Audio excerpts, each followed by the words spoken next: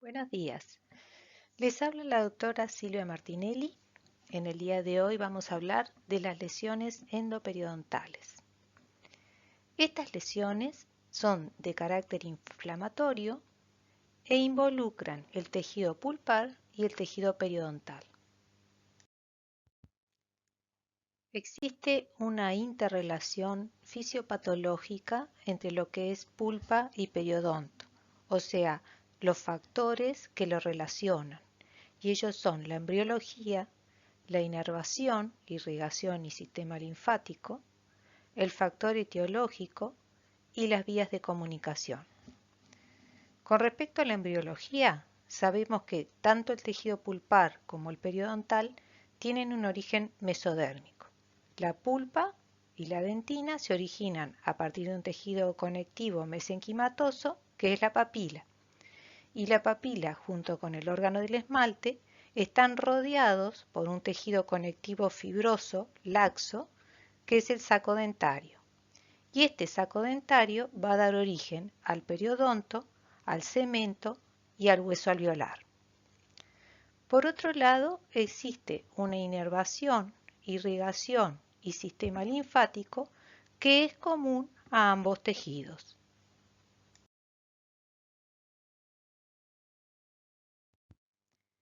Con respecto al factor etiológico, existe una similitud entre la flora microbiana de ambos procesos.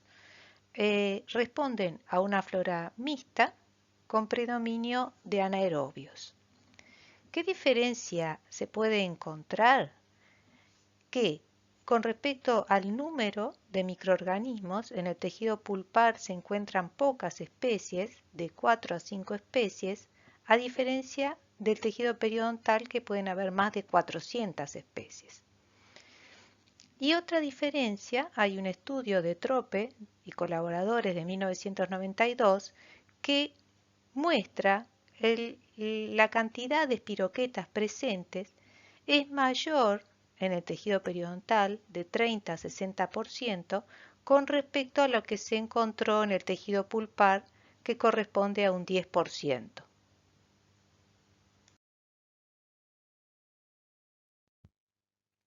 Otro factor a tener en cuenta son las vías de comunicación.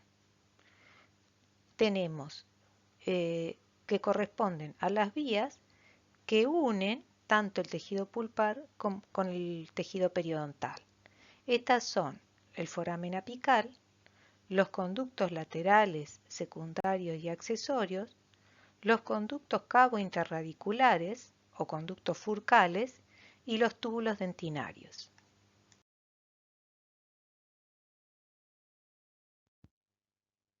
El foramen es la principal vía de comunicación por la que pasa el paquete vasculonervioso. Pueden existir 2 o 3 forámenes.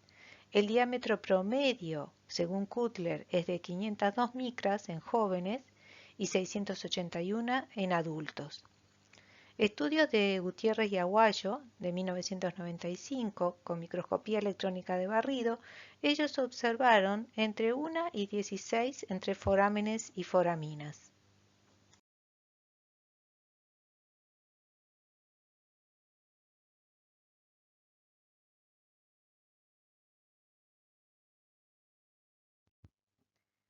Los conductos laterales son aquellos que se extienden en forma perpendicular u oblicua desde el conducto principal. Los conductos secundarios serían los conductos laterales que están ubicados en el tercio apical, porque los laterales, como se les llama, serían aquellos que están en el tercio cervical y medio. Y los conductos accesorios son los que salen del conducto secundario. Existen dos teorías en cuanto a la formación de estos conductos, que sería durante la etapa embrionaria. Una, por ruptura de la vaina epitelial, se interrumpe la dentinogénesis y se establece un contacto directo entre pulpa y periodonto. Y la segunda teoría, cuando la vaina epitelial es atravesada por nervios y vasos que van del saco a la papila dental.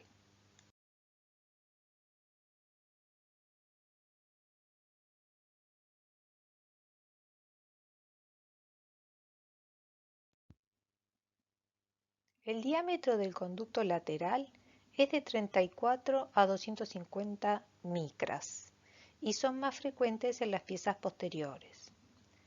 Un estudio realizado por Dedeus en 1975 con 1.140 dientes, él observó que 27,4% presentaba conductos laterales y el mayor porcentaje se encontraba en el tercio apical, con un 17%.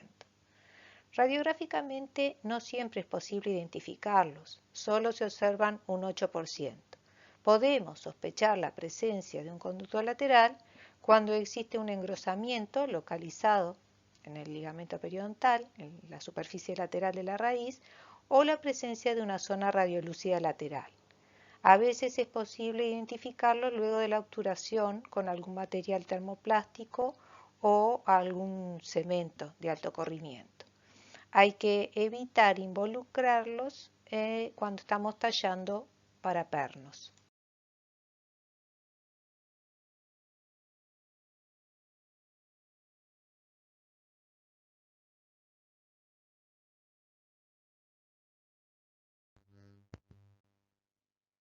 Otra vía de comunicación son los conductos cabo interradiculares, como los llamó Pucci, o conductos furcales, como los llamó Bertucci.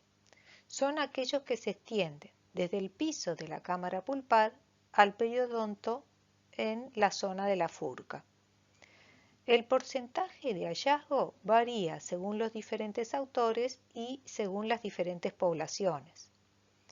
En un estudio realizado por Goodman, con 102 molares superiores e inferiores, primeros y segundos, él encontró un porcentaje de 28,4% de esos molares presentaban conductos furcales. En otro trabajo de Bertucci y Anthony, de 1986, también con molares primeros, segundos, superiores e inferiores, ellos observaron 56% presentaban en molares inferiores y 48% en molares superiores. El diámetro mayor está a nivel de la furca y disminuyen hacia la cámara. Y el proceso de dentinificación se da desde la furca hacia el piso cameral. Cuando se sospecha la presencia de estos conductos, se debe sanear bien el piso de la cámara y sellar, y se sella con ionómero de vidrio. ¿Cómo sabemos, frente a una radiografía, si estamos en presencia de una lesión pulpar o periodontal cuando vemos una lesión radiolúcida a nivel de furca? Tenemos que observar las crestas óseas. En la radiografía de la izquierda, ustedes ven la altura de las crestas óseas y la pérdida ósea es solo a nivel furcal. Entonces, esto está indicando que el problema es pulpar. Cuando las crestas óseas están bajas, que coinciden más o menos con la pérdida de hueso a nivel furcal, entonces el problema es periodontal.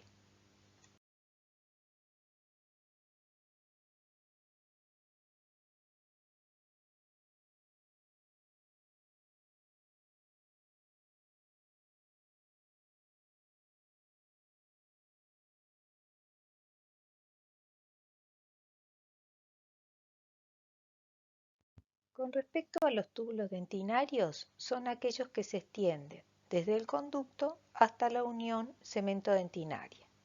Su diámetro es de 1 a 2,5 micras a nivel pulpar y va disminuyendo hacia la superficie.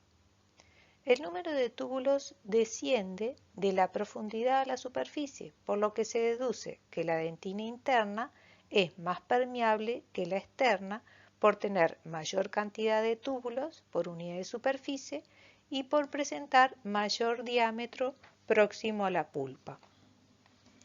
La permeabilidad dentinaria varía según su localización. Entonces, mirando el dibujo de la izquierda, vemos que a nivel apical la dentina posee escasos túbulos dentinarios, 8.000 por milímetro cuadrado, alrededor de un 20%, estos son rectos, cortos, con pocas ramificaciones.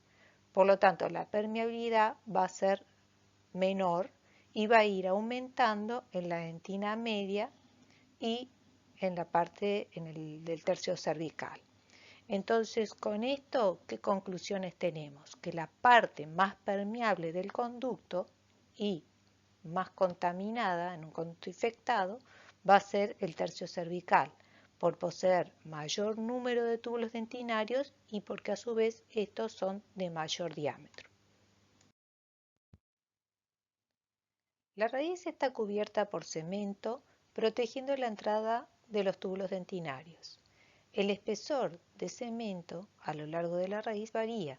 En el tercio cervical es de 16 a 60 micras, mientras que a nivel apical y furcal es mayor de 150 a 200 micras.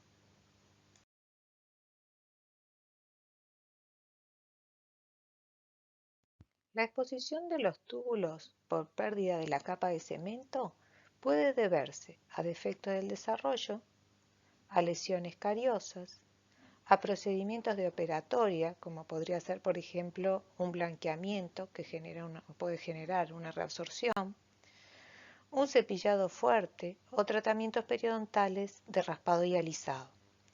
Es una zona que hay que manejar con mucho cuidado durante los procedimientos clínicos. La unión amelocementaria puede tener diferentes formas conocidas como los casos de Joquet. El primero es cuando el esmalte cubre el cemento.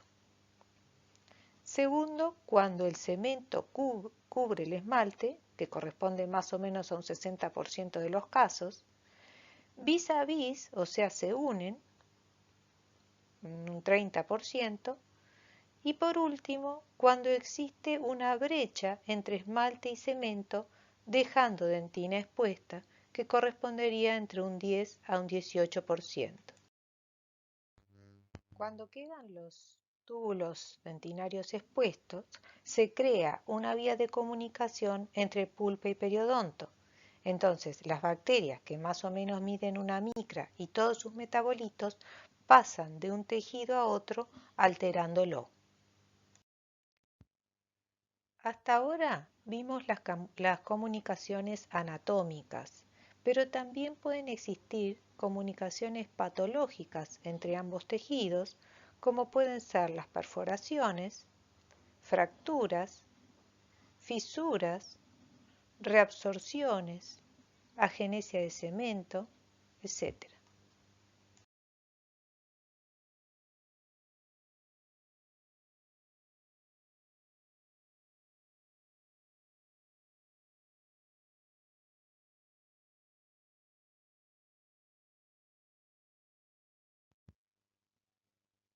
¿Cómo afecta la enfermedad periodontal a la pulpa?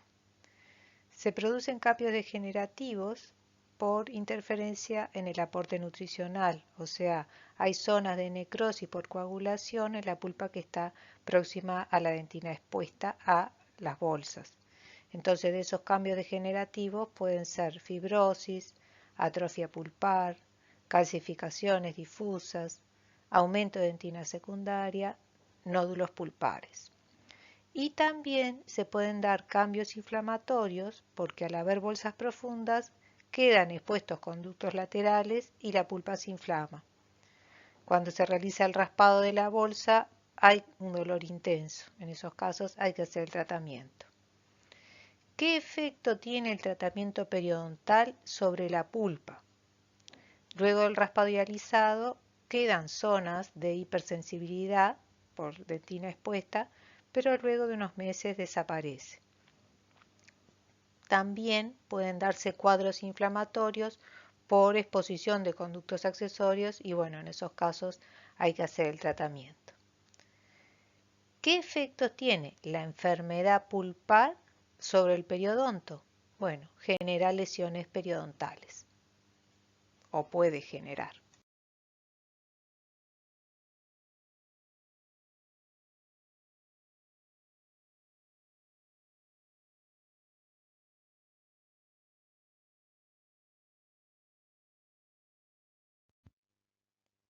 Siempre se debe hacer un correcto diagnóstico.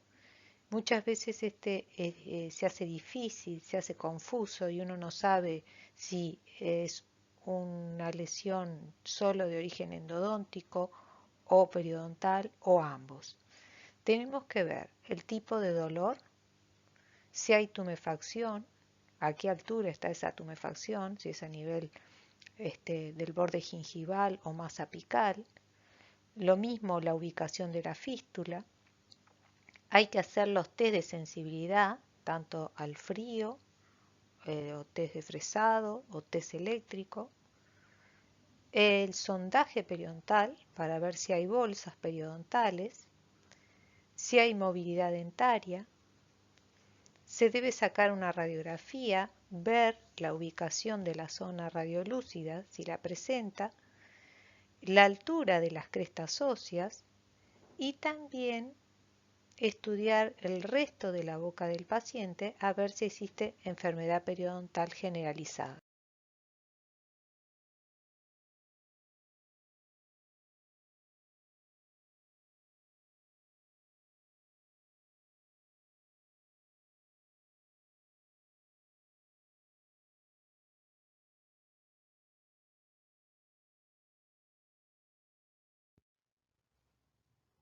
Para que les quede más claro lo del surco palatino, es un surco que aparece en los incisivos laterales superiores, pueden tenerlo estas piezas, por un defecto embriológico.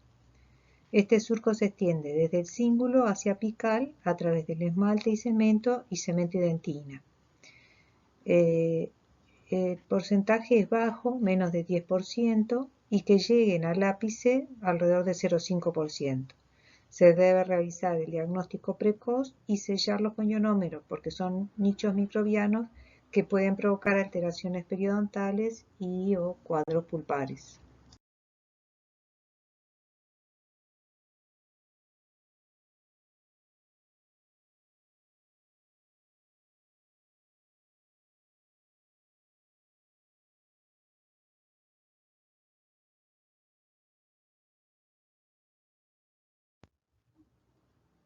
También tenemos las lesiones de origen periodontal. Estas lesiones son producidas por el avance de la enfermedad periodontal que provocan daño pulpar. ¿Cómo las diagnosticamos? Va a haber dolor a los cambios térmicos o al sondaje de la bolsa, tumefacción de la encía. Si hacemos el test de sensibilidad, en general son dientes con pulpa vital. Hay bolsa, placa, sarro, hay movilidad de la pieza. Radiográficamente hay pérdida ósea, tanto horizontal como vertical. Observen la radiografía a la derecha. Y si hacemos un examen de la boca del paciente, hay enfermedad periodontal generalizada. El pronóstico es reservado a desfavorable porque hay gran destrucción, pérdida ósea, a veces mucha movilidad. El tratamiento es por un lado endodóntico y por otro lado periodontal. El tratamiento periodontal puede ir desde solo un raspado y alisado o tratamiento quirúrgico de bolsa o cuando hay que sacar alguna raíz, ya sea una hemisección en los inferiores, en los molares inferiores o amputación radicular en molares superiores. Todo va a depender del compromiso del soporte. Con respecto a la clasificación, van a ver en los libros muchas clasificaciones de diferentes autores, pero la cátedra adoptó esta clasificación de Abbott que surgió en el 2009. Son lesiones donde están afectados ambos tejidos, pulpar y periodontal. Es lo que incluye la clasificación. Los otros cuadros los dejan por fuera de la clasificación. Existe una pulpa necrótica, lesión periapical y por otro lado una lesión periodontal que avanza hacia apical. Inicialmente son independientes, pero a medida que va progresando la enfermedad se pueden comunicar. la lesión endodóntica progresa en sentido coronario y la lesión periodontal en sentido apical. El paciente en general es un paciente con enfermedad periodontal generalizada. Entonces tenemos que la clasificación es enfermedad endodóntica y periodontal concurrente, que puede ser sin comunicación o con comunicación.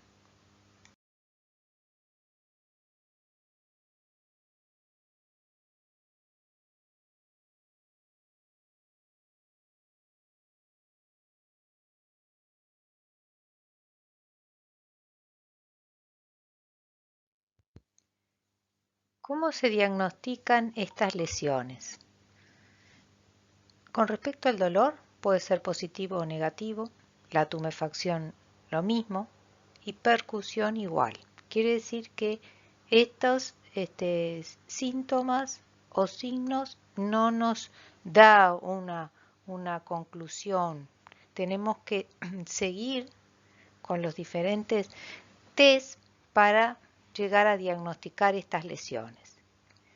Tenemos, con respecto al test de sensibilidad, da negativo, porque la pulpa está necrótica. Al sondaje de ciste bolsa periodontal, hay placa, sarro, movilidad es positiva. Y con respecto al test radiográfico, al examen radiográfico, vamos a ver una radiolucidez perirradicular y lateral en forma de J, con destrucción de las crestas óseas, y el paciente presenta enfermedad periodontal generalizada. El pronóstico de estas lesiones es de reservado a desfavorable. El tratamiento va a ser el tratamiento de endodoncia y tratamiento periodontal. Se debe hacer diagnóstico diferencial con la fractura vertical. ¿Por qué? Porque las fracturas verticales también dan una imagen radiográfica en forma de J, pero en este caso en general están asociados a piezas que presentan ya endodoncia, que presentan pernos y tienen paredes debilitadas.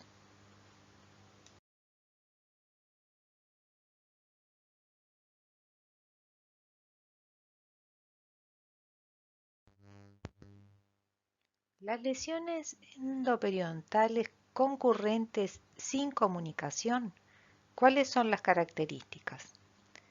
La profundidad de la bolsa no llega al tercio apical porque hay hueso interpuesto entre bolsa y proceso apical.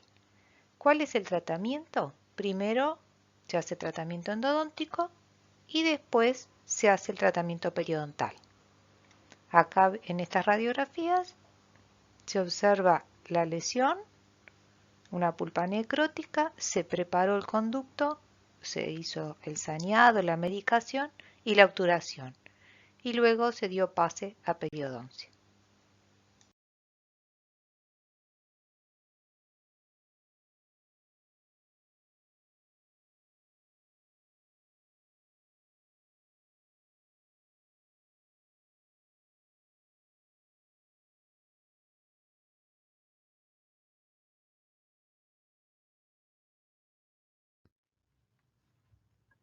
La pasta, que está formada por corticoides más antibióticos, se llama Ledermix. Acá en Uruguay esta pasta no llega.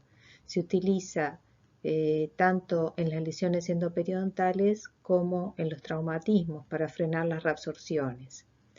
Hay estudios que muestran el uso de otras medicaciones con buenos resultados, como puede ser la clorexidina en gel al 2%.